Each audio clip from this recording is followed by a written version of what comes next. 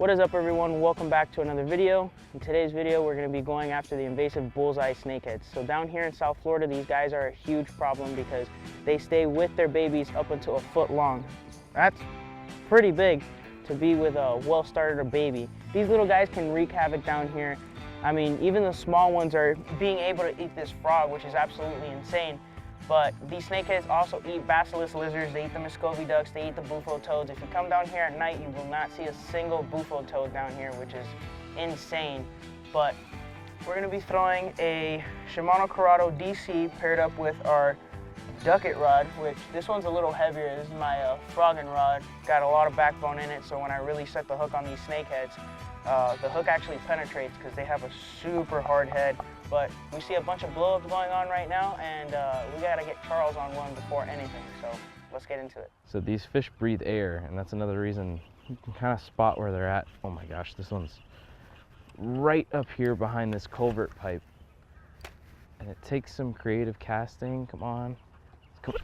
There he is. There he is. That's a nice fish.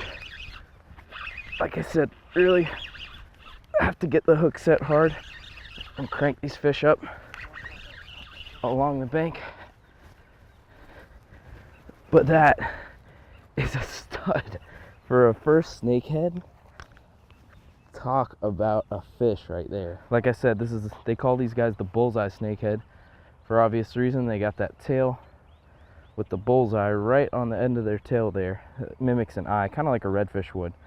And I don't know if you guys can see this blue tint, this blue coloration here is something they get when they're spawning, and only when they're spawning. But remember how I said about that head? That thing is rock solid. And can't go lipping one of these guys because they do have some gnarly teeth on them. He absolutely crushed that frog though. Just a crazy fish. My first one. Super excited to be able to have caught one. Right here, early morning sunrise. I feel like the bite, any topwater bite typically is best in the morning, but these guys like to feed early in the morning, which is one of the many things I've learned about them after my bouts of trying to catch them. But man, this is a stud fish for my first one. Super excited, and he's gonna make some great dinner tonight. We're gonna have to try him out. So I've seen a lot about him online. He kind of does have a little cheek meat almost to him. Might have to try that out, like a grouper almost. But too cool. We're gonna get this guy on ice, and then we're gonna keep fishing the rest of the lake because there's lots more hiding out. All right, well, as some of you may know, if you snakehead fish, snakehead loves shallow water, and right now in South Florida, we're in a bit of a drought. So if you look down here at this sludge, there's actually a bunch of dead grass, which is gonna be perfect ambush grounds for these snakeheads, for anything to come straight off the bank. These little toads, little bufo toads, they're gonna hop in. As soon as they hop in, whack. So that's why you wanna cast as close as possible to the bank in hopes of catching a mondo like Charles did, but I'm having a hard time casting today.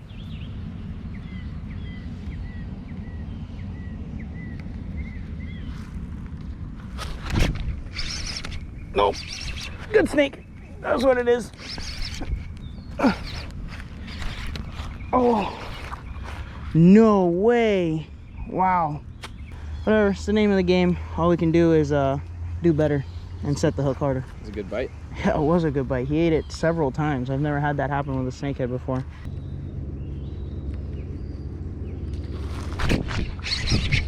There we go. Are you serious? 2 for 2, and he traded me for some animal crackers. What the heck? Let me see this thing. He's like, not today, but I'll give you some animal crackers. Jeez, dude. No, that's not him. Trust me, that's not him. There, he's on that time. He's on that time. Get up here. Woo! There you go. That's pretty, dude. Pretty fish. Yeah, super pretty. That's a beaut you got there, Sean. Yeah. I think this one is the most orange one I've ever caught. Look at that, all orange on its cheek, on its face. It's probably the female, but threw it in the first time, traded me for some animal crackers, got her the second time. But just look at those teeth anything goes in there, baby duck, bacillus, bufo toad, it's getting done for. We're gonna take the hook out really quick. I've always found this to be pretty cool. So Sean, show us how we get a good release on these guys, or how they normally Watch this. walk around. Watch this. Give her a little push so she knows it's there, and she'll just slither right back in.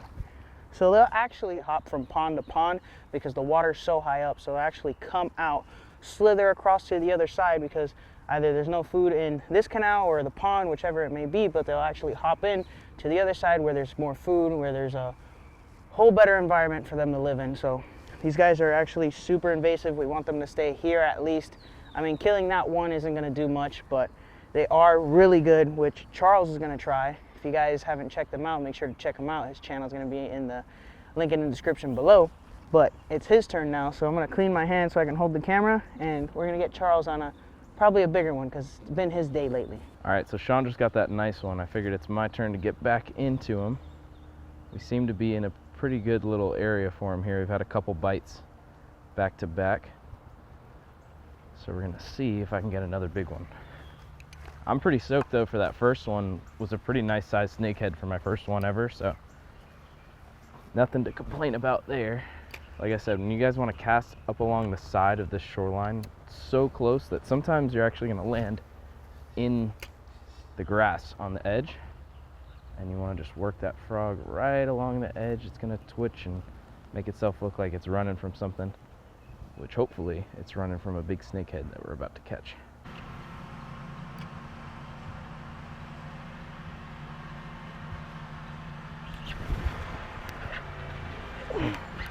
Get him over.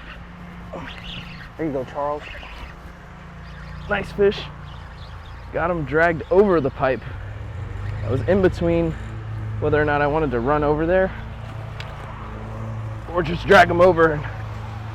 I went for the drag him over method, and it seemed to work out. You can see there on his tail how it's all beat up there. It's not in one piece, and that's from spawning. The tails get all beat up because they're making beds and they're fighting with other fish, and they get all beat up like that. But just take a look at that mouth.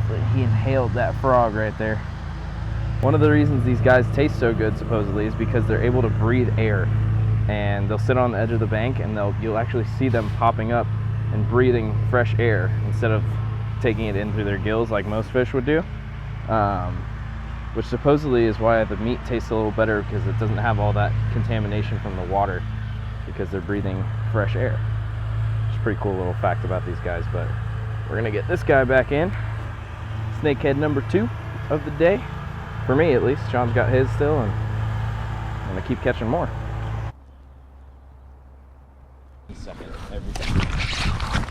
Oh my God! Just cast it to the other side of that pipe. Oh, it's a peacock. Oh no, it's a snakehead. It looked like a peacock from how orange it was. Sheesh. Oh, look at this. This one's scaleless. Well, not scaleless, but doesn't have a pattern. Wow, that's a first. Look at that. There's no black dots on it, so I don't know if this one was spawning or wasn't, but this just goes to show you that even the little ones can fit a little frog in their mouth. Whew. Just like that. Hooked them on the bottom of the jaw. Either ways, we still got them, but we're getting in them. So we're gonna let this little guy go because we're not gonna do anything with them. They're already here. They're here to stay. Not much we can do. Show us why they call him a snakehead. I'll show you right now. Watch. Gotta give her a little push so she knows where to go. She's on her way. Too cool. Like I was saying, these baby Muscovy ducks are hatching, and we just found ourselves a little egg that's hatched. We haven't really seen any babies so far, but maybe these snakeheads have eat a good amount of them. So let's keep on trucking and see if we can catch a mondo.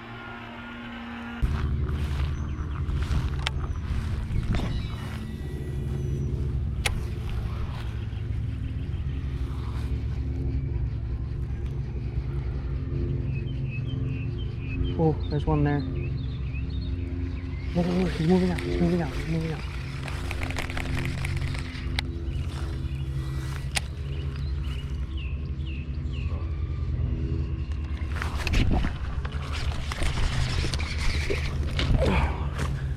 I went to cast out a largemouth. Rip that one in. Yeah, I went to cast out a largemouth and he just came out from underneath the lily pads. It's a little one. So I think we want to keep one more, but maybe not the little guys. See if we can catch a bigger one. Oof. The majority of the time, you end up hooking them in the eye, like this guy. Sadly, he's gonna lose his eye, but he'll still be able to eat. There you go. All right, let's do it up here. All right, well, it's getting hot, and most of my spots are getting dried out because clearly it hasn't been raining. But pretty good day so far. We've caught 5. Charles missed a couple largemouth, but they were pretty tiny for the most part. So we're gonna head on home, and Charles is gonna cook up these snakeheads in his channel, so we'll make sure to check it out. But yeah, that's gonna wrap up today's video. I hope you guys liked it. Don't forget to like, comment, and subscribe, and I'll see you guys on the next one. Peace.